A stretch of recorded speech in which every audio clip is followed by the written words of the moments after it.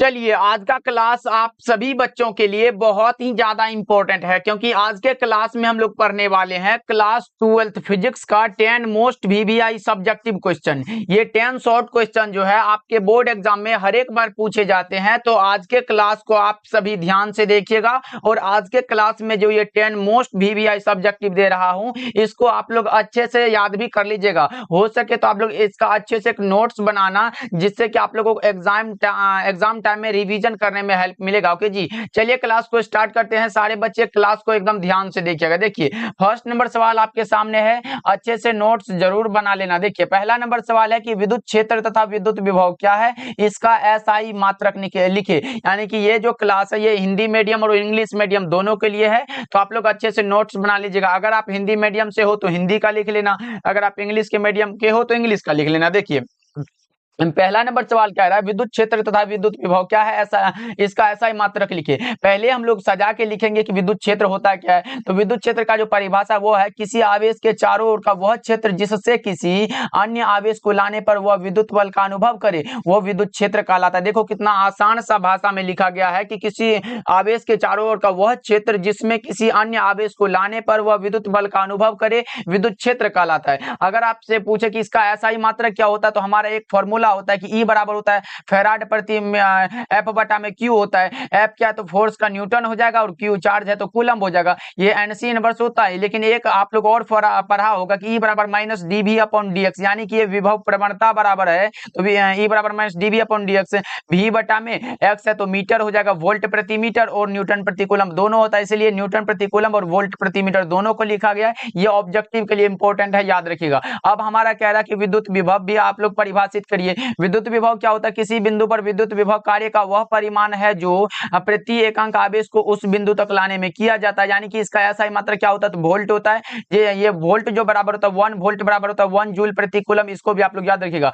1 volt बराबर 1 joule प्रति coulomb होता है, तो याद रखोगे आप लोग, ये भी बहुत इंपॉर्टेंट है। यानी कि आप लोगों ने एक फॉर्मूला पढ़ा होगा कि V बराबर W अपॉन Q होता है, उसी से ये फॉर्मूला निकाला गया। चलिए, विद्युत विभव का हो सके तो आप लोग इसका स्क्रीनशॉट ले लो, या फिर नोट्स बना रहे हो तो अच्छे से बनाते चलो। चलिए, अब दूसरा नंबर सवाल देखिए, इंग्लिश मीडियम वालों के लिए भी है, यहाँ देख लो। इंग्लिश मीडियम वाले क्या करेंगे, इसका स्क्रीनशॉट ले लेंगे। ओके जी, चलिए अगले प्रश्न की ओर बढ़ते हैं। अगला प्रश्न दूसरा नंबर सवाल देखिए, क्या कह रहा है, लेंज का नियम लिखिए। अब बता दो लेंज का नियम क्या होता है। ये 2 नंबर में आपके बोर्ड एग्जाम में पूछा जा चुका है और पूछे भी जाते हैं ऐसे प्रश्न। लेंज का नियम क्या होता है तो देख लो, यहाँ पे लिखा गया है। इसका कलर थोड़ा सा चेंज कर दिया जाए। अब देखो, प्रेरित विद्युत वाहक बल, इसका दूसरा कलर ले लिया जाए। प्रेरित विद्युत वाहक बल, यही ठीक है या यही ठीक है। चलो देखिए, प्रेरित विद्युत वाहक बल तथा धारा की दिशा ज्ञात करने के लिए सन 1834 ईस्वी में जर्मन भौतिक शास्त्री हेनरिक लेंज ने एक नियम दिया, जिसे हम लोग क्या कहते हैं, लेंज का नियम कहते हैं। अब देखिए नियम क्या कहता है, इस नियम के अनुसार प्रेरित विद्युत वाहक बल तथा धारा की दिशा सदैव इस प्रकार होती है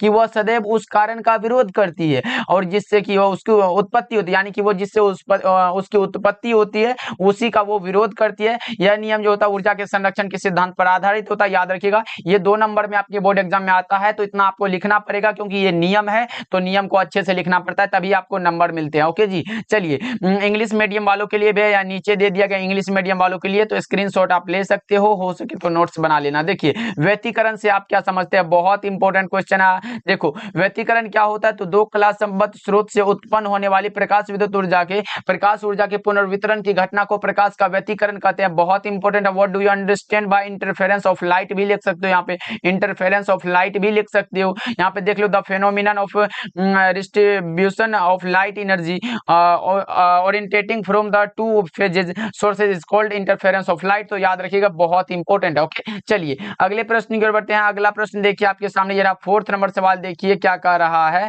आयन मंडल क्या है। ये तो बहुत इंपॉर्टेंट है कि आयन मंडल होता है क्या, बता दो। 2 नंबर में आपसे पूछा गया है कि बता दो बच्चा पार्टी आयन मंडल क्या होता है और रेडियो प्रसारण में इसका क्या उपयोग है, ये भी पूछा गया है। तो वायुमंडल का वह भाग जहां से गैसें आयनीकृत रूप में रहती है उसे हम लोग क्या बोलते हैं तो आयन मंडल बोलते हैं। रेडियो प्रसारण में इस भाग की भूमिका सबसे महत्वपूर्ण होती है। यहीं से रेडियो तरंगे टकराकर पृथ्वी तक पहुंचती है, जिससे रेडियो प्रसारण लगभग सुलभ हो जाता है, बहुत ही आसानी होता है। तो आप लोग अच्छे से नोट्स इसका बना लो। ओके, चलिए 10-10 करके हम लोगों ने, ये तीसरा हमारा क्लास है फिजिक्स का, तो सारे बच्चे सारे शॉर्ट क्वेश्चन का जो है नोट्स जरूर बनाते चलिएगा। अभी तक हम लोगों ने 30 शॉर्ट क्वेश्चन किया है। चलिए अगले प्रश्न की ओर बढ़ते हैं। 5वां नंबर सवाल देखिए आपके सामने है, नमन कोण से आप क्या समझते हैं? बहुत इंपॉर्टेंट है नमन कोण।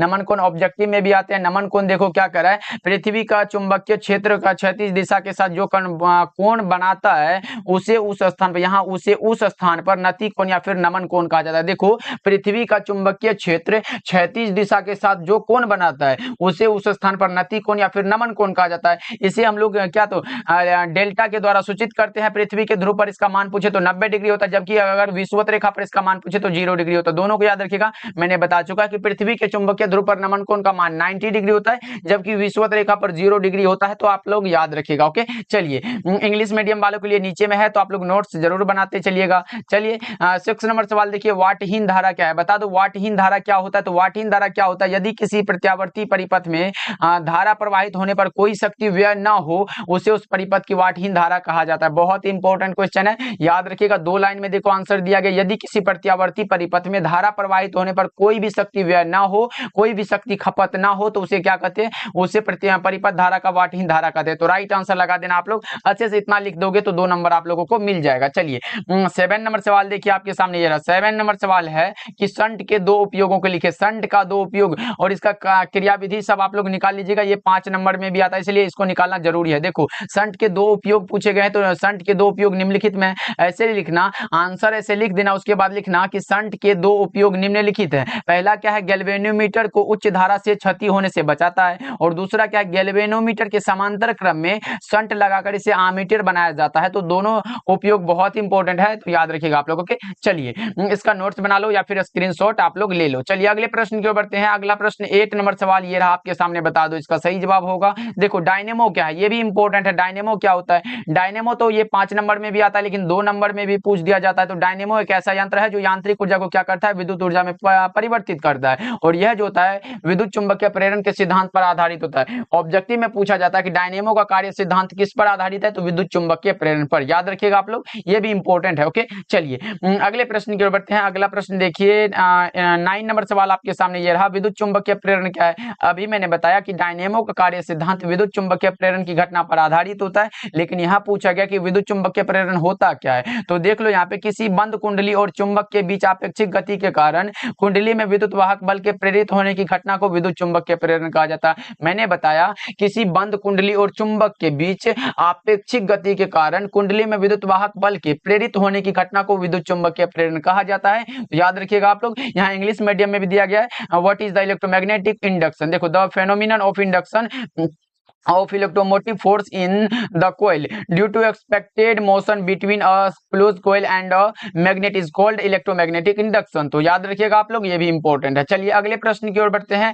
10 नंबर सवाल ये रहा आपके सामने, नीला और पीला रंगों के लिए। ये तो बहुत आसान है, मैंने इसका ट्रिक ही बता दिया था कि BB रोय GB लिख देना। BB रोय GB, ये मैंने बताया था। ये B क्या है, तो हमारा क्या है, तो ब्लैक है। B क्या है, तो ब्लैक है, यहाँ लिख लो BLAC के होगा। ये क्या है, तो ब्राउन है। ये क्या है, रेड है, तो याद रखिएगा रेड है। ये ऑरेंज है, ये येलो है, ये ग्रीन है, और ये कौन सा, ब्लू है। तो हमारा नीला रंग के लिए, ब्लू के लिए पूछा गया, ब्लू के लिए कौन सा होगा, तो 6 होगा। यानी कि 0 से शुरू करो, 1 2 3 4 होगा, 5 होगा, 6 होगा। ब्लू के लिए 6 होता है, तो यहाँ ब्लू के लिए 6 लिखा गया। पीला रंग के लिए, येलो के लिए 4 होता है, तो 4 यहाँ पे लिख दिया गया। बस आसान सा है, इसको निकालना बहुत ही आसान है बच्चा पार्टी, इसको लिख लो। चलो आप लोग यहाँ कॉपी में नोट्स बना रहे हो, इसलिए मैं ट्रिक भी बता दे रहा हूँ। यहाँ पहले लिखो BB रोय BB रोय GB लिख लिए। अब ये क्या है, तो काला है, यहाँ पे लिख देना काला। ब्लैक है तो काला होगा। ये कौन सा है, तो भूरा, यहाँ लिख देना। ये क्या है, तो लाल लिख देना यहाँ पर। और ये क्या है, नारंगी भी लिख लो। उसके बाद ये क्या है, पीला है, तो पीला भी लिख लो, पीला है। और ये कौन सा है, तो ग्रीन, हरा है, तो हरा लिख दो। और ये कौन सा है, तो नीला है। अब देखो नीले के लिए मैंने बताया 0 लिखो, 1 लिखो, 2 लिखो, 3 लिखो, 4 5 और 6। अब देख लो बच्चा पार्टी, यहाँ से आप लोग अच्छे से देख लेना, जो भी आपसे पूछे यहाँ से लगा देना तो करेक्ट हो जाएगा। और यहाँ से हर एक बार आपके बोर्ड एग्जाम में प्रश्न आते ही आते हैं, चाहे ऑब्जेक्टिव हो या फिर सब्जेक्टिव, दोनों से आते हैं यहाँ से प्रश्न। इसलिए इसको आप लोग क्लियर कर लेना, 2 से 3 मार्क्स यहाँ से क्लियर हो जाएंगे आपके। ओके जी, तो चलिए आज का क्लास आपको कैसा लगा कमेंट करके बताइएगा। और क्लास को भी आप लोग सभी बच्चे लाइक कर दीजिएगा, और चैनल पे पहली बार जुड़ रहे हो तो सब्सक्राइब भी करिएगा। मिलते हैं फिर अगले क्लास में।